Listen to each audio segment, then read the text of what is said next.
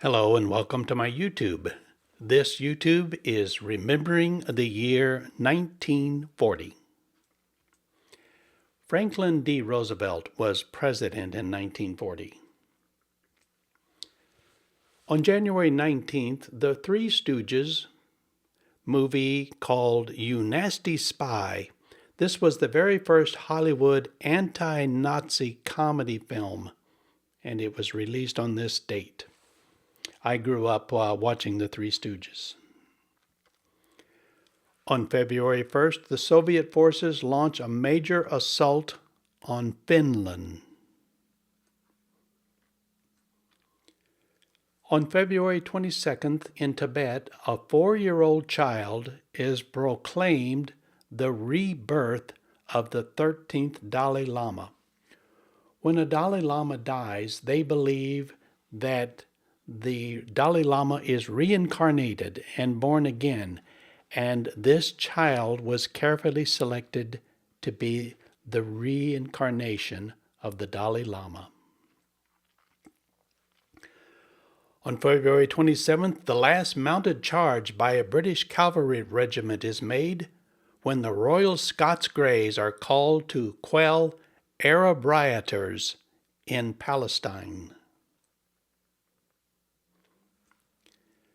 On March 5th, members of the Soviet Politburo sign an order for the execution of 25,700 Polish intelligentsia, including 14,700 British Polish prisoners of war. On March 18th, Adolf Hitler and Benito Mussolini meet in the Alps. After being informed by Hitler that the Germans are ready to attack in the West, Mussolini agrees to bring Italy into the war.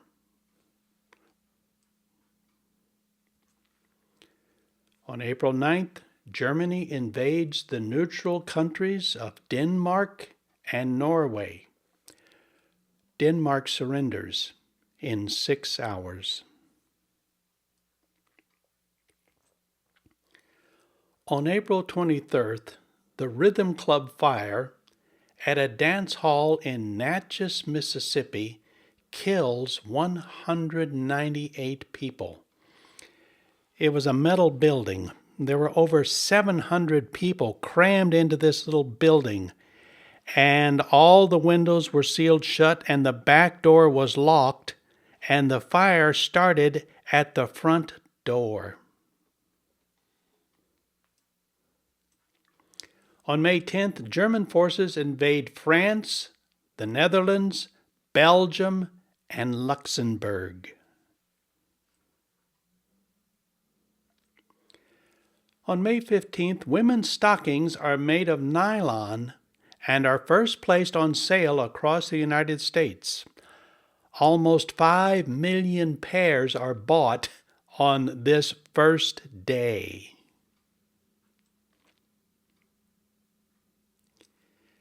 On May 16th, President Franklin Roosevelt, addressing a joint session of Congress, asked for an extraordinary credit of approximately $900 million to finance construction of at least 50,000 airplanes per year.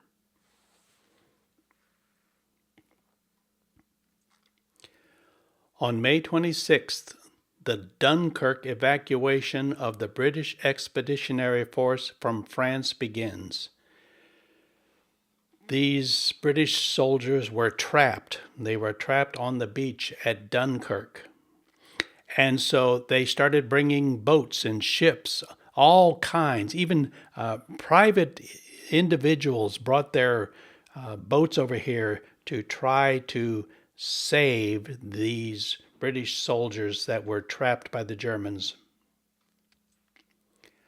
On June 3rd, Paris is bombed by the German Luftwaffe, that's their air force, for the very first time. On June 4th, the Dunkirk evacuation ends. The British and French navies, together with large numbers of civilian vessels from various nations, complete evacuating 300,000 troops from Dunkirk, France, back to England.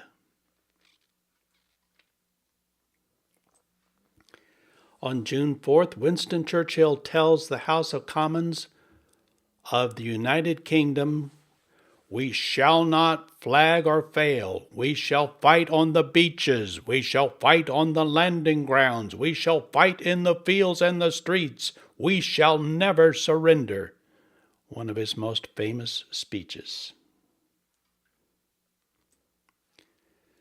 On June 10th, the Norwegian army surrenders to German forces.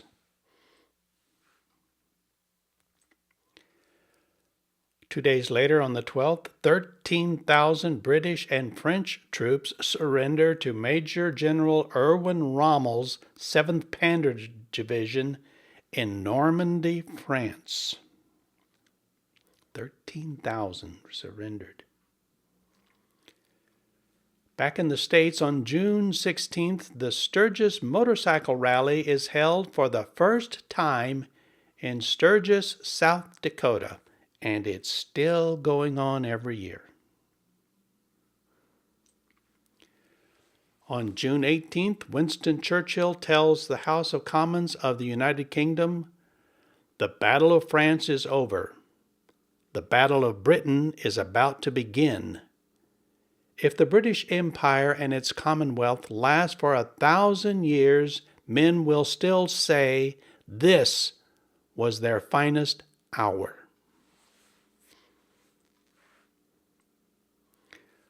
On June 23rd, German leader Adolf Hitler surveys newly defeated Paris in now occupied France. And so he made sure that he took a picture in front of the Eiffel Tower. And here he is at the tomb of Napoleon, the great French hero. On June 24th, the Republican Party begins its national convention in Philadelphia, and it nominates Wendell Willkie as its candidate for president. He was a lawyer by trade, and he was in favor of getting involved and supporting England and France.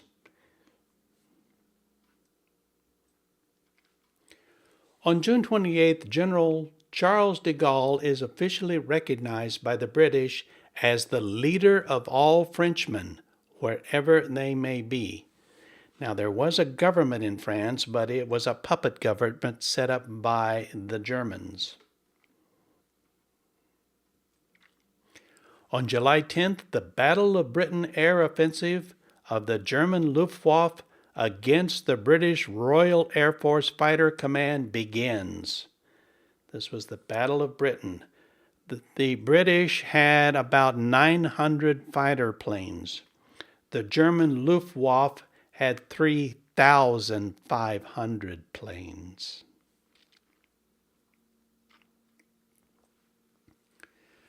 On August 4th, U.S. General John J. Pershing, who was a World War I hero, in a nationwide radio broadcast urged all-out aid to Britain in order to defend the Americas, while at the same time Charles Lindbergh speaks at an isolationist rally at Soldier Field in Chicago. So America was divided. Some people, like General Pershing, wanted America to get involved to support the British and the French. Others, like Lindbergh, says, no, it's not our war, let's stay out of it. And Franklin Roosevelt ran on the position of staying out of it. On August 5th, penicillin is first developed and purified at Oxford University. Thank God, because this saved thousands of lives during the war, and still does. On August 25th, the first bombing of Berlin is carried out by the British Royal Air Force.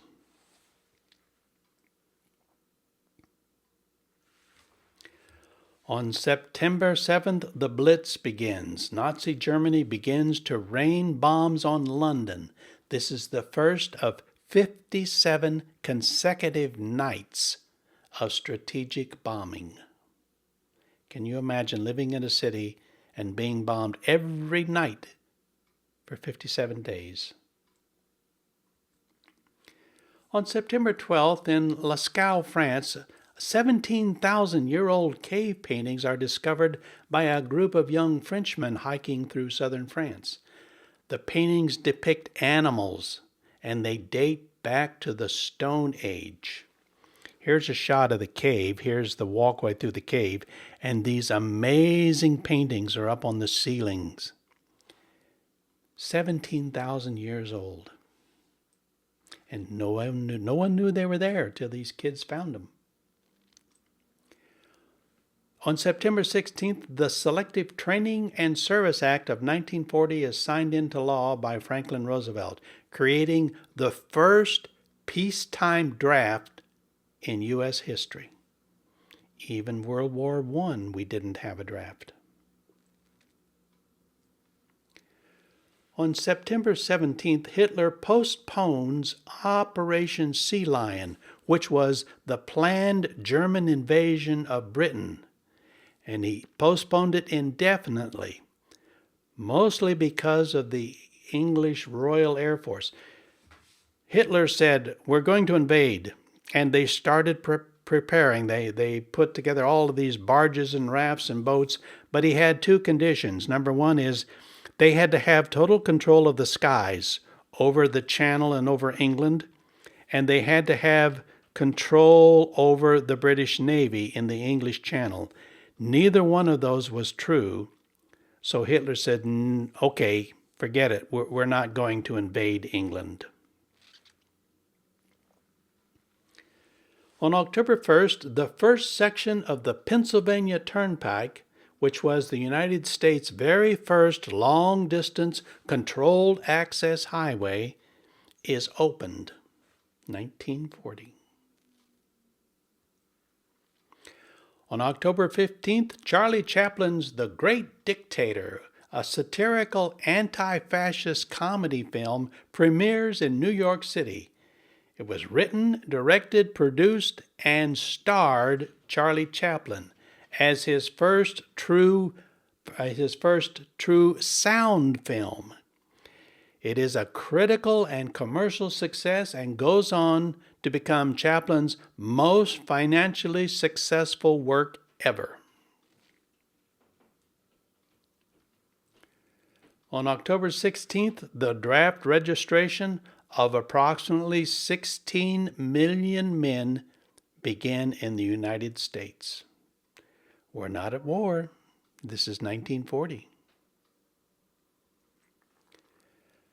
On November 5th, Democratic incumbent Franklin D. Roosevelt decisively defeats Republican challenger Wendell Willkie and becomes the United States' first and only third-term president. We changed the U.S. Constitution after this. On November 7th, in Tacoma, Washington, the 600-foot-long center span of the Tacoma Narrows Bridge, which was known as the Galloping Gertie, collapses. Here is an actual film of the collapse of that bridge. And by the way, the wind was only 35 miles an hour when it started buckling. Some of the most amazing pictures ever recorded by a newsreel. The actual collapse of the world's third largest suspension bridge.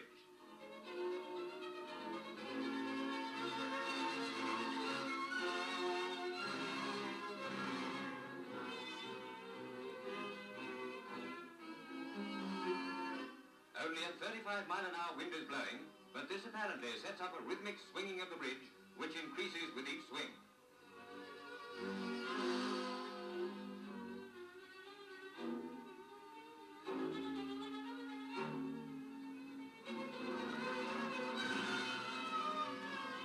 Finally, the swinging road and the suspension cables give way and plunge into the water below. 4 Fortunately, the only casualties were a car stalled on the bridge and a dog. On November 8th, the motor ship City of Rayville is struck by a naval mine off of Cape Otway, Australia. This is the first United States merchant marine loss of the war.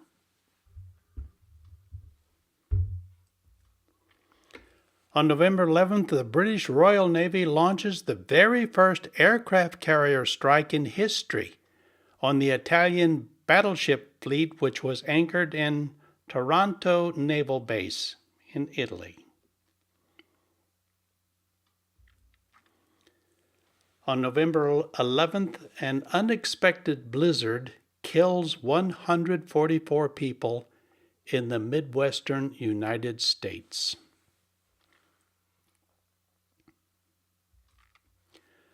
On November 13th, the Walt Disney animated film Fantasia, which was the first commercial film shown in stereophonic sound, has its world premiere at the Broadway Theater in New York City. And years later, I saw this movie. Loved it. On November 15th, Abbott and Costello make their very first film debut in a movie called One Night in the Tropics. And they became very popular in the 40s and 50s. On November 16th, in response to Germany's leveling of Coventry 2 days before, the Royal Air Force begins to bomb Hamburg. And by the war's end, 50,000 Hamburg residents will have died from Allied attacks. On November 25th, the de Havilland Mosquito, which was a lightweight bomber, and the American B-26 Marauder military aircraft both make their first flights. The Mosquito was British, the B-26 was an American. On December 1st, the first appearance of Captain America and Bucky hits the newsstands in the United States.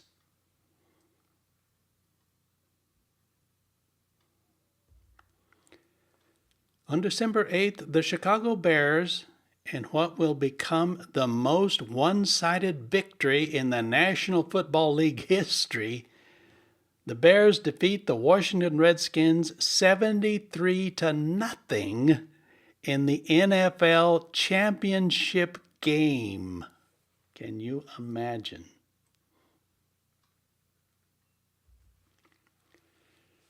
On December 17th, President Roosevelt, at his regular press conference, first sets forth the outline of his plan to send aid to Great Britain, which will become known as the Lend-Lease.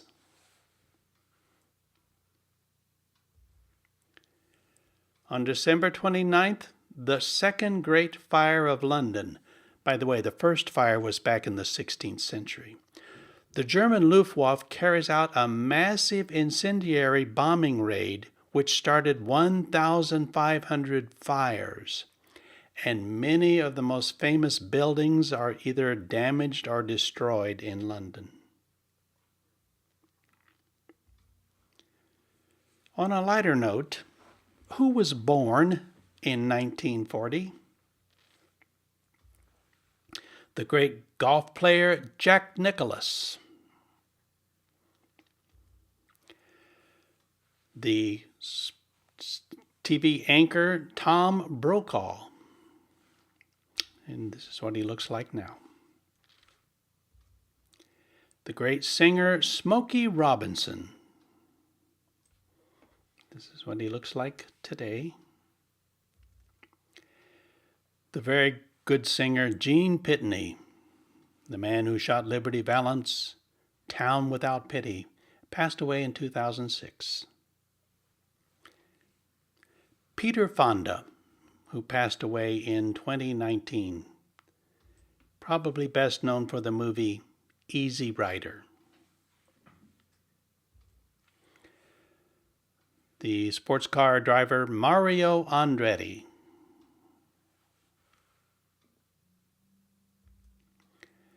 The TV actor and tough guy Chuck Norris, born in 1940. The very fine actor Al Pacino, Godfather fame. The singer, actor, TV star Ricky Nelson, passed away in 1985. Bernard Shaw passed away in 2022. Bernard Shaw, for you young people, he was the one of the first anchors on CNN starting in 1980.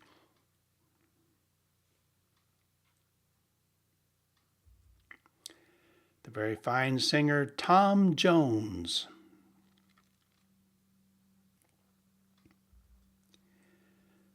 The singer Nancy Sinatra, best known for the song "These Boots Are Made for Walking." This is what she looks like today. Wilma Rudolph, track star who passed away in 1994. She won 3 gold medals in the 1960 Olympics. She won the 100 meter and the 200 meter. She was considered the fastest woman in the world. And what is amazing is, as a very young girl, she had polio. The Beatles' Ringo Starr.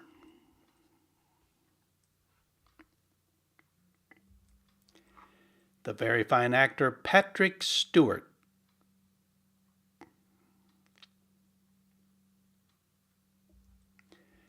The actor Martin Sheen. This is how he looks today.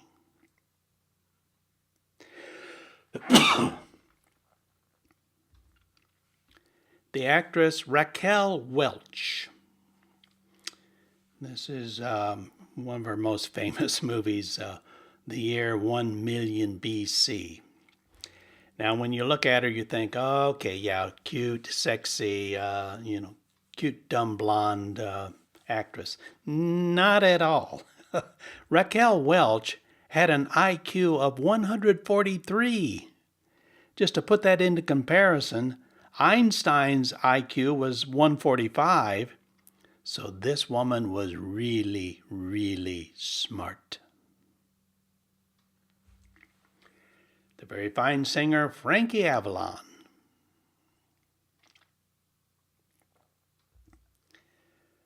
The Beatles' John Lennon, who we lost in 1980. The great soccer star Pele. I never followed soccer, didn't know anything about it. And I could only name one soccer player in my life, Pele, even though I never saw him play. I knew who he was, the whole world did. So what was introduced in 1940? Well, radar was first developed that year. The paint roller. Lord knows how many walls I have painted over the decades with this thing. The Jeep was created in 1940 for the Army. Synthetic rubber was invented that year. The drink Mountain Dew was first introduced way back in 1940. I always kind of thought of this as a modern drink. Not at all. Oh, love these. York Peppermint Patty.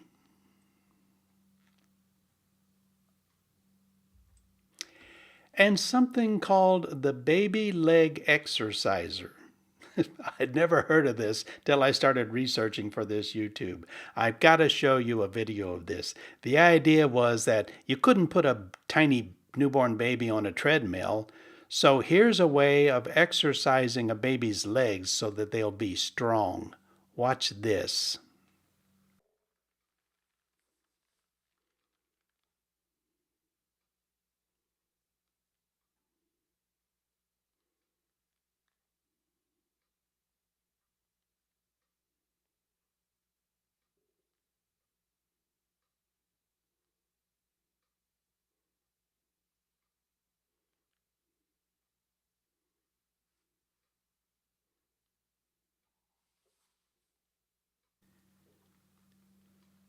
An average annual salary for a man was $1,400 in 1940. To put that in today's dollars, that would be a $30,674 salary in today's dollars. In the United States, the real average salary today is $61,000, so that would be a pretty lousy salary. A new house back then cost $2,938 for a modest little home. In today's dollars, that's a $64,372 house. That's a really cheap house because the truth is in America, the average house today will cost you $428,000, depending upon which state you build it in. A new car back then cost $850. In today's dollars, that's an $18,623 car. That's really cheap because the actual average American car today, and I just looked this up, is $48,000. A gallon of gasoline cost a whopping 16 cents. Converting that to our dollars, that's $3.51 a gallon back in 2025. That's expensive because at today, Costco, I can pay $2.78 a gallon. Just looked it up. A movie ticket cost 25 cents. In our dollars, that's $5.48. That's still cheap because the average ticket today is around $11, depending upon which city or which state you're in. A first-class stamp cost a whopping 3 cents. In our dollars, that's a 66-cent stamp. That's cheap because a first-class stamp today really costs 78 cents. The Academy Award for Outstanding Production, by the way, they didn't have what we call Best Picture. They called it the Outstanding Production. Anyway, the best movie was Gone with the Wind.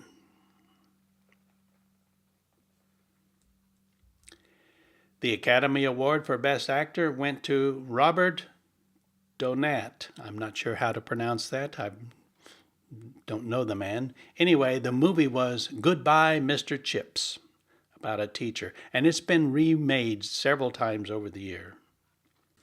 The Academy Award for Best Actress went to Vivien Leigh in Gone with the Wind.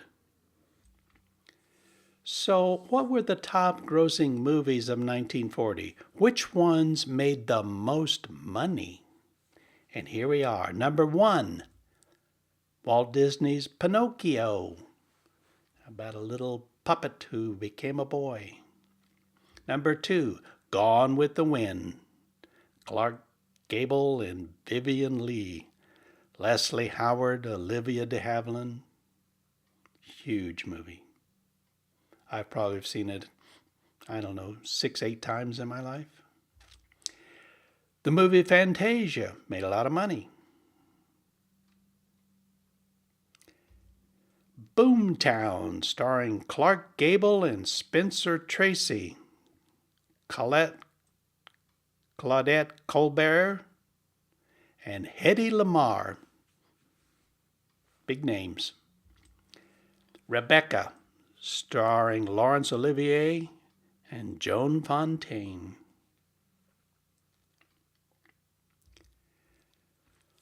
So, what were the most popular radio shows of 1940?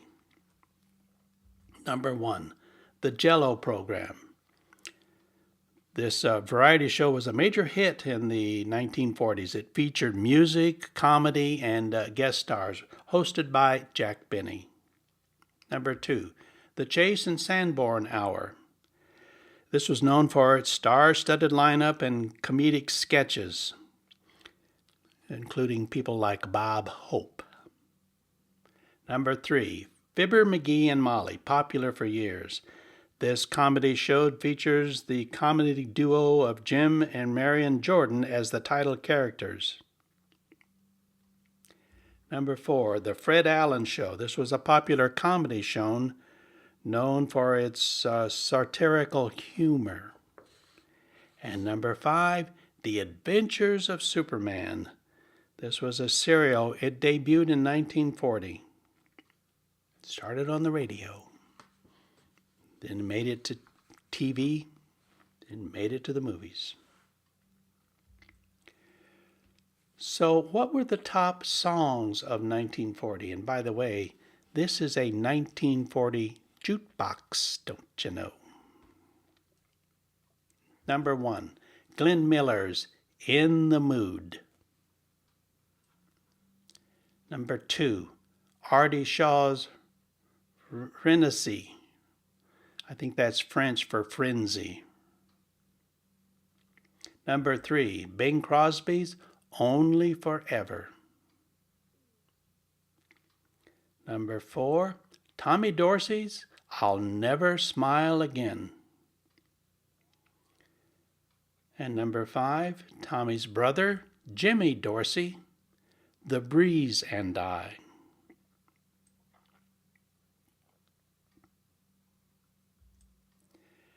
Thank you for watching my YouTube, and I hope you enjoyed it.